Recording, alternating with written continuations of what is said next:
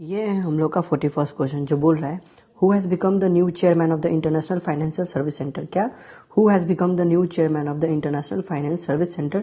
International finance service centre का नए चेयरमैन कौन है?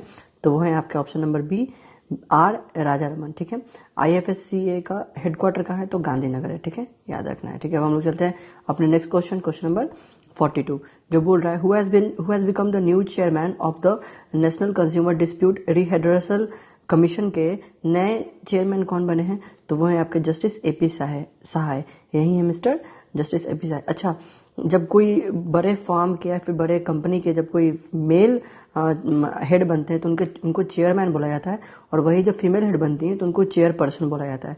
याद रखिएगा। ठीक है, फिर चलते हैं हम लोग क्वेश्चन नंबर 43 पे जो कि है विच स्टेट और union territories has launch the mobile दोस्त ऐप। मोबाइल दोस्त ऐप लॉन्च करने वाला कौन सा यूनियन टेरिटरीज है? तो वो है आपका Jammu and Kashmir, option number A. और जम्मू एंड कश्मीर के लेफ्टिनेंट जनरल कौन है? तो गवर्नर कौन है? तो ये है आपके मनोज सिन्हा।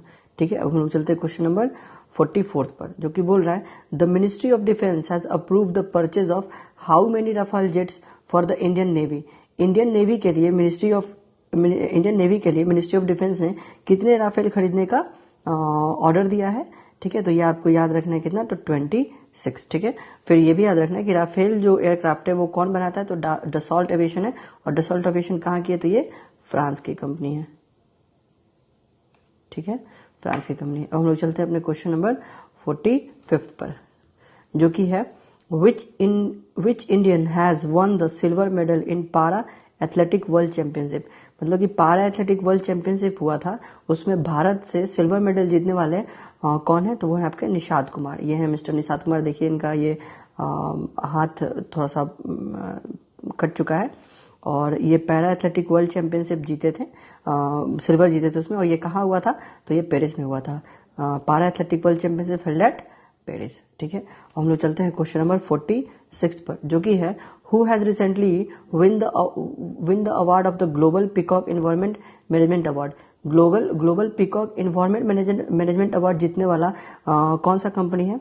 तो वह अडानी ट्रांसमिशन लिमिटेड। ये उसका लोगो अडानी ट्रांसमिशन लिमिटेड का। अब हम लोग चलते हैं क्वेश्चन नंबर 47 पे जो कि है in which city is the global food regulatory summit 2023 held for the first time. पहला मतलब कि global food regulatory summit 2023 global food regulatory summit 2023 कहाँ पर हुआ था?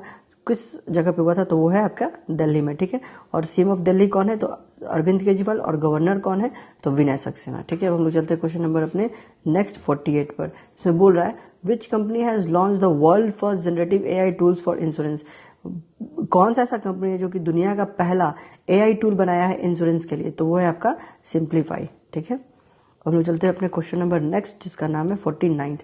विच wrestler has been exempted from the trial for the Asian games by the Indian Olympic association. Indian Olympic association ने किस wrestler को बाहर कर दिया है? तो वो है आपके बजरंग पुनिया। अच्छा, आपको बताना है ये किस स्टेट से बिलोंग करते हैं। Bajrang Punia belongs to which state? आपको कमेंट सेक्शन में आंसर करना है कि ये किस स्टेट से बिलोंग करते हैं। ठीक है, हम लोग चलते हैं अपने लास्ट क्वेश्चन जो कि क्वेश्चन नंबर 50।